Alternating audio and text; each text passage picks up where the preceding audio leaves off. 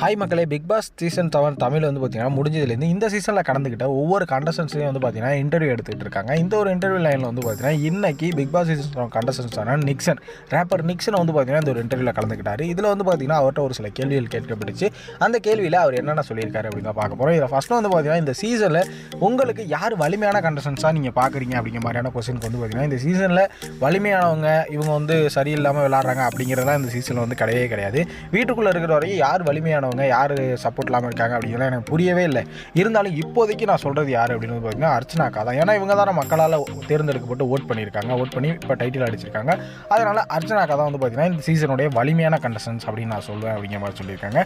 கூடவே இந்த வீட்டுக்குள்ளே நீங்கள் இருந்த ஜேர்னி உங்களுக்கு எப்படி இருந்தது அப்படின்ற ஒரு கொஸ்டினுக்கு வந்து பார்த்தீங்கன்னா அவர் நிக்சன் வந்து பார்த்தீங்கன்னா இந்த வீட்டுக்குள்ளே நான் நிறைய விஷயங்களை கற்றுக்கிட்டேன். என் லைஃப்பில் இவ்வளோ நாள் நான் கற்றுக்கிட்டதில்ல, இந்த வீட்டுக்குள்ளே நிறைய விஷயங்களை கற்றுக்கிட்டேன். கூடவே நிறைய கலைஞர்களோட நான் வந்து ஜேர்னி பண்ணது எனக்கு ரொம்ப பெரிய எக்ஸ்பீரியன்ஸாக இருந்தது அப்படிங்கிறதையும் சொல்லியிருக்காரு. கூடவே இந்த ஒரு செட் ஆஃப் பீப்புள்ஸில் இவங்க எல்லாரில் யாரை ரொம்ப பிடிக்கும்னு கேட்ட ஒரு கொஸ்டின் வந்து பார்த்தீங்கன்னா அவர் கொடுத்த ஒரு ஆன்சர் வந்து பார்த்தீங்கன்னா எனக்கு மாயாக்காவை ரொம்ப பிடிக்கும். மாயாக்கா வந்து பார்த்தீங்கன்னா மற்ற அவங்க பண்ண விஷயங்கள் இது எல்லாமே ஒரு பக்கம் இருந்தாலும் ஒரு ஆர்டிஸ்ட்டாக எனக்கு மாயாக்காவை ரொம்பவுமே பிடிக்கும் அப்படிங்கிற மாதிரியான ஒரு பதிலை வந்து சொல்லியிருக்காரு. ஏன்னா அவங்க ஒரு கலைஞர், அதனால் அவங்களை எனக்கு ரொம்ப பிடிச்சிருக்கு, அவங்கள்ட்ட நிறைய விஷயங்களை கற்றுக்கிட்டேன் அப்படிங்கிற மாதிரி சொல்லியிருக்காரு.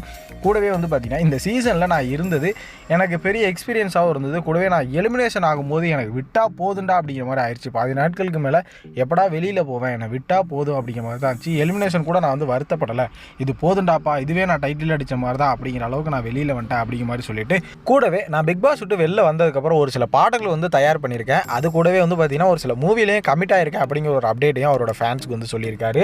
ஃபைனலாக வந்து பார்த்தீங்கன்னா என்ன இந்த வீட்டில் வெறுத்து இருக்காங்களே, என்னோட ஹேட்டர்ஸ் இருக்காங்களே, அவங்க எல்லாருமே நான் வந்து ஆரம்ப கட்டத்தில் 2 வாரத்தில் இவன் நல்லா வருவான்டா அப்படின்னு நினச்சவங்க, அதுக்கப்புறம் என்னோட கேம் பிளே கொஞ்சம் தவறாக இருந்ததுனால என்னை வெறுத்தவர்களாக தான் நான் பார்க்குறேன் அப்படிங்கிற மாதிரியான ஹேட்டர்ஸுக்கான பதிலடியும் கொடுத்து இந்த ஒரு இன்டர்வியூ வந்து முடிச்சிருக்கேன். இந்த ஒரு இன்டர்வியூ பற்றினா உங்களோட கருத்துக்கள் எதுவாக இருந்தாலும் மறக்காமல் கமெண்ட்டில் போடுங்க. வீடியோ பிடிச்சிருந்தா லைக் பண்ணுங்கள். நெக்ஸ்ட் வீடியோ மீட் பண்ணுறேன். தேங்க்ஸ் ஃபார் வாட்சிங். பாய்.